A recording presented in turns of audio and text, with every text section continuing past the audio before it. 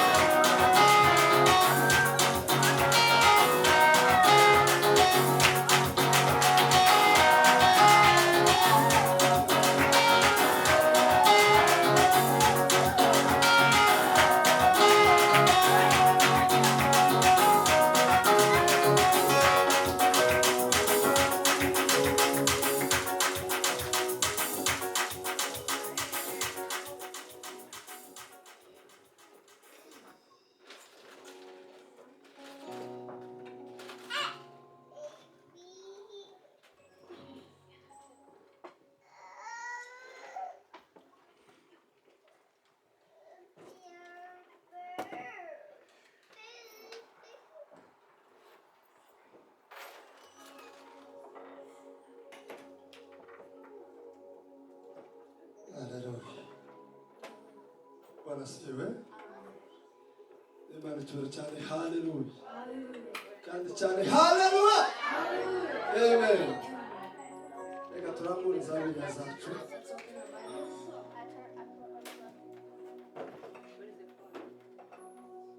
Turacanye ahantu tumaze iminsi. Urwandiko Pawulo yandikiye ab'Ifilipi,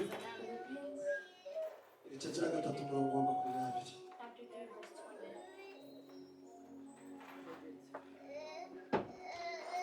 Urwandiko Pawulo yandikiye ab'Ifilipi,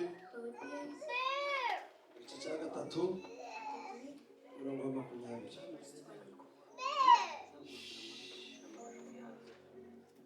Aravuze ngo naho twebweho iwacu ni mu ijuru, niho dutegereje umukiza ko azava, ari we mwami wacu Yesu Kristo. Amen.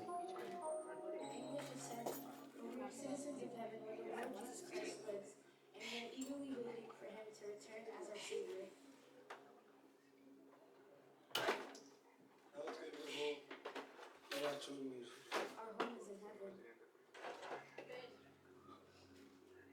aho niho dutegereje ko umukiza azava, That's where we wait for our Savior to return. ari we mwami Yesu Kristo.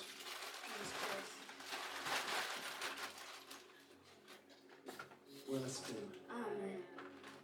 Imana icyubahiro cyane. Haleluya. Hallelujah. Kandi cyane haleluya. Hallelujah. Abantu bashobora kwibaza cyane impamvu dutinze muri iri jambo, People may ask themselves why we've lasted so long on this word, ariko ni ijambo rinini riruta isi. but it's a word that's above this earth. Ni ijambo riruta n'imyaka yawe yo kubaho. It's also above the years you have to be alive. Ni ijambo riruta n'abo uzi bose. And it's a word that's above all of those you know. Kubera ko abatuye isi bose Because everyone on this earth, bagira igihe cyo kuvuka, they have a time of birth, bakabaho, and they live, bakagira n'igihe cyo gupfa. and then they have a time where they die. Ubuzima bwo kuri isi bukarangira. And then the life on this earth just ends. Ariko iri jambo, But this word, igituma nabwira ngo riruta isi, the reason why I said it's above this earth, rirakuruta nawe ubwawe, and it's above you yourself, nuko riza ribana n'abariho. because it's within those who are alive. Mbese ureka abana nawe ni mu gihe utakiye ku isi. And then even after you leave this earth, it's still with you. Cyane haleluya. Hallelujah. Iwacu Our home, twebwe, us, jewe, me, mu ijuru. is in heaven. Wewe, You, iwawe hanyakuri, your main home, mu ijuru. it's in heaven. Umuntu wese uzitakaza iyo ntego, Whatever person leaves that behind, mu yandi magambo ni ikirara. in other words, they're a prodigal. Ni nk'umuntu wataye urugo rwiwe. It's like someone who's left their home. Ni umuntu wararutse aragenda gusa. It's just someone who's like went off. Ni inzererezi. There's someone who Ni wanders. umuhomeless. They're homeless. Ni mayibobo. They're homeless. Umuntu wese wavuye muri iyo nzira Whoever leaves that path ni umuhomeless ku isi. is homeless on this earth Kuko tufite iwawe. because you don't have your home. Hano ubuzima bwawe ni ubw'igihe gitoya cyane.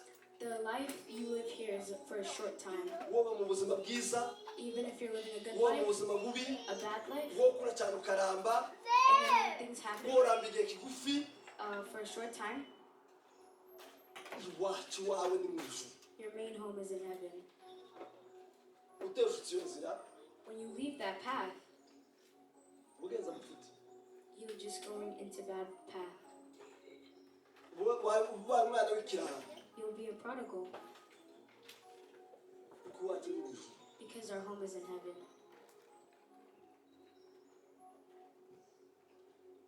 Cyane haleluya. Hallelujah.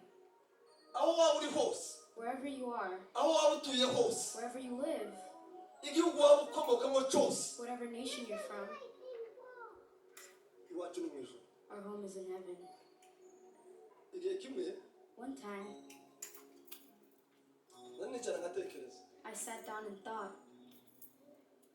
ariko uzubona abantu gihe kimwe There's a time when you see people ukamubona ari bafite umwete cyane cyane mu gukorera Imana and you see they have a lot of passion in doing God's work. ikindi gihe And then another time, ukamubona nk'umuntu usa n'uwagenda buhoro buhoro you see them as someone who keeps walking slower and slower. ibaza tese ijoro tuba tujemo nabiri And then you ask yourself, are we going to two heavens cyangwa ni rimwe or is it one? rigira inzira imwe It only has one path. ntabwo rigira shortcut It doesn't have any shortcuts. rigira inzira imwe It only has one path. inyura gusa muri Yesu And it's through Jesus Christ. aravuze gusa ngo ni jewe nje nyine nzira He said, I'm the only way, kandi nije kure the truth, ni naje bugingo and the life. abafite ubwo bugingo rero Those who have that life, nibo bafite iryo juru those are who acquire that heaven. abandi Others, bari mu gushaka ibiborohereza they've been trying to find easier ways. kandi benshi niko nyine tumeze And a lot of us is how we are ni today. ukuri abantu benshi A lot of us, dukeneye ibitworohereza we need things that are easy on us. ariko But bishobora kuduhindukisha then it might make us disgraceful. zo mu gitabo cy'umugenzi When you read the book of the traveler, kibwira umugabo witwa ntabwenge it tells us about the fool. ntabwenge ngo yakazagera ahantu iwe agashaka inzira z'urukatezi He would get to a place and then he'd try to make shortcuts. yagera mu musozi uzamuka iwe akaba yaciye umucanga And then when he goes to a mountain, he goes around it. yagera mu ruzi we akaba yishakira ubwato And then when he gets to a river, he passes it with the boat. ariko umunsi wasohora kuri urwo rurembo siyoni But then when he goes to Zion, icyo gitabo cyarambwiye ngo that book told me nyiri urwo rurembo the owner of that, ngo yaje kumurungurukira mu madirisha he came to look in through the window. ngo arangiza ngo ategeka abamarayika And then he commanded the angels ngo bagende bamufate to come hold him barangiza ngo bamuhambire mu rusyo ku ijosi and then put something on his neck. nibarangiza ngo bamujugunye ngo mu muriro ngo waka umuriro waka amazuku umuriro w'intazima And put him into the eternal flame yari akeneye izurukatiriza because he wanted these shortcuts. inzira ni imwe gusa There's only one path, kandi igira amategeko and it has many rules. igira amategeko It has many rules agomba gukurikizwa that need to be followed. kandi abazarijamo And then those who enter that journey ni abanyamwete are those people with passion. abari abazuba ni abanyamwete They're people with passion.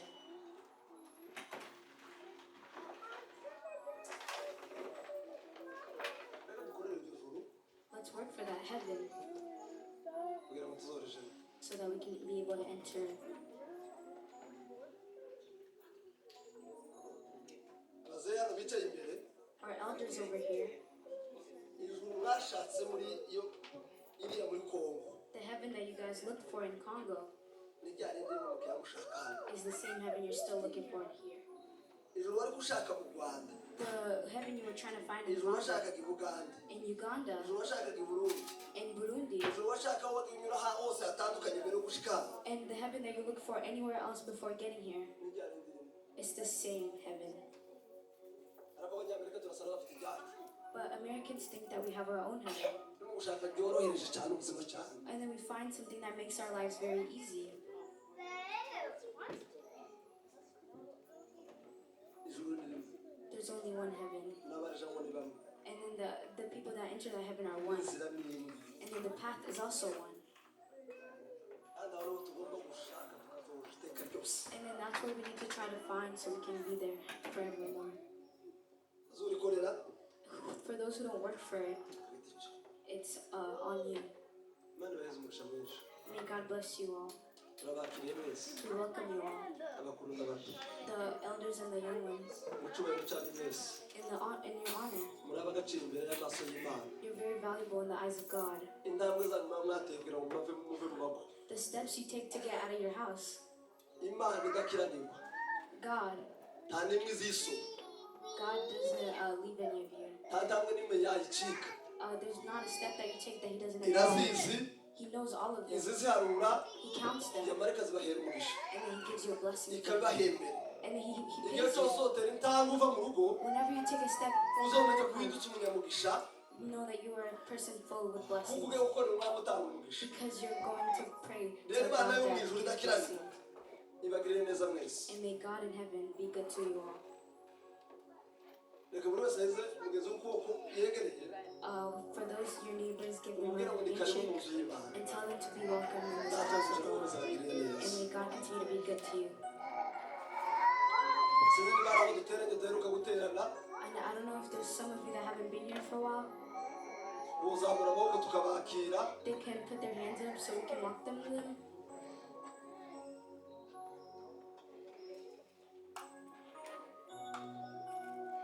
reka twakire umubyeyi wacu hano inyuma Let's welcome our parent over there. turasuye turakwakiriye kandi We welcome you once again. ngo data mu ijuru akugirire neza May God be good to you.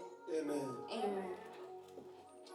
reka saba abarinzi batambuke Let me ask the singers to come up. saba protokoli tuzanire igiseke ndabona cyamaze kwangara kirani imbere The protocol has already put the basket. abaturira mu envelope mu yabagezeho And those who need envelopes, give them to abatura them. online murabizi Those who are online, you guys know how to do it. buri muntu wese uko imana imushoboza gutura Any way that a person is able to give.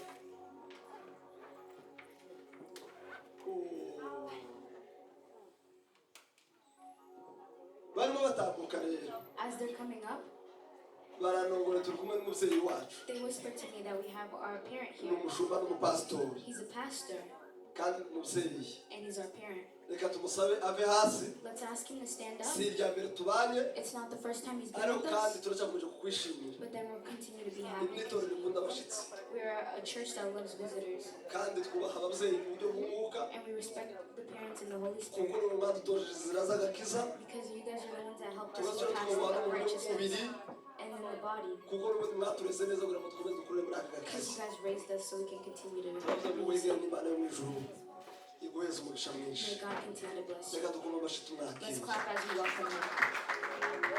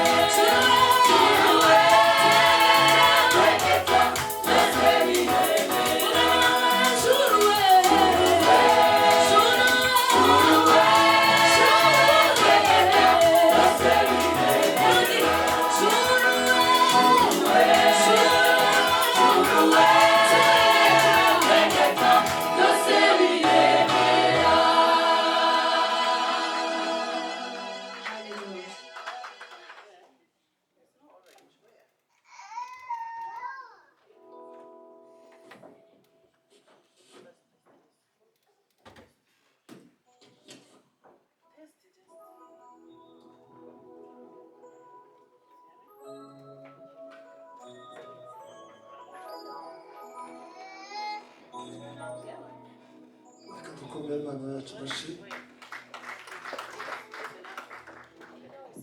Imana iheze umugisha abarambuye ibiganza kuguturira. Bless all of you that gave. Data mu ijuru akomeze abagire neza mwese. May God in heaven continue to be good to you. Turakomeje. We'll continue. Hari umuntu nari bagiye kwiyegereza. There's someone that I forgot to welcome. Ndagira ngo twiyegereze Debora. Let's welcome Uyu munsi ukomeye none her. Today is a very important day kuri we. to her. Ni umunsi yafashe icyemezo cya gikristu. She got her certificate in Jesus Christ. Rero ko ndabona kandi no kuba ngo yafashe umwanzuro wo kuba ngo abatizwe. She came to the conclusion to get baptized. Ni icyemezo umuntu afata yamaze gukizwa. It's something that someone does when they've been saved. Akaba ngo nemeye gukorera uwo mwami